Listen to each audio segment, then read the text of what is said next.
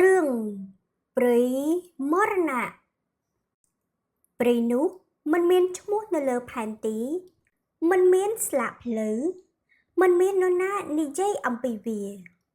មនុស្សក្នុងស្រុកហៅវាត្រឹមតែព្រៃមរណៈគេមិននិយាយថាព្រៃនោះមានខ្មោចគេនិយាយតែថាអ្នកដែលចូលព្រៃនោះមិនត្រឡប់មកដូចមនុស្សដើមនោះទេវណ្ណាជាបរិសុទ្ធវ័យក្មេងដែលមិនជឿលើរឿងខ្មោចគាត់ជឿលើអ្វីដែលភ្នែកមើលឃើញនិងកាមេរ៉ាថតបានជាមួយមិត្ត4នាក់ដែលមានឈ្មោះថាអរ៉តសុភាតារានិងលីណាពួកគេសម្រេចចិត្តចូលព្រៃមរណៈ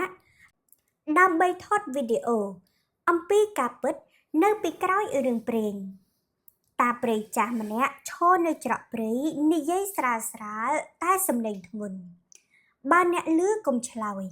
បើអ្នកឃើញអ្វីដែលអ្នកស្រឡាញ់កុំទៅបើអ្នកចង់ត្រឡប់កុំមើលក្រោយវណ្ណាសោចហើយជំហានដំបូងចូលទៅក្នុងព្រៃគឺជាជំហានដែលគាត់មិនអាចចូលត្រឡប់វិញបានទៀតថ្ងៃដំបូង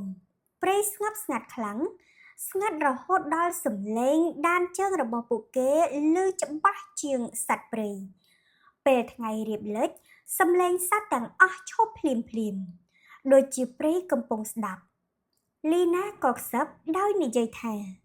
ហេតុអ្វីវាស្ងាត់បែបនេះគ្មាននរណាឆ្លើយព្រោះក្នុងចិត្តរាល់គ្នាក៏សួរដូចគ្នានៅពេលយប់មកដល់ភ្លើងបំភ្លឺបោះតង់ភ្លឺស្រាលម៉ោងប្រហែល11យប់លីណាអង្គុយស្ទើរតែភ្ញាក់ព្រោះនាង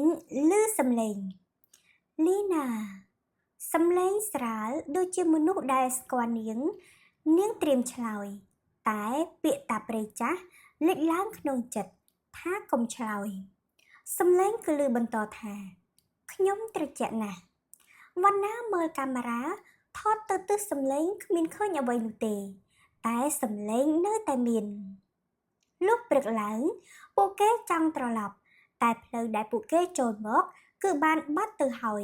ជំនួសដោយផ្លូវថ្មីរលោងគ្មានស្មៅ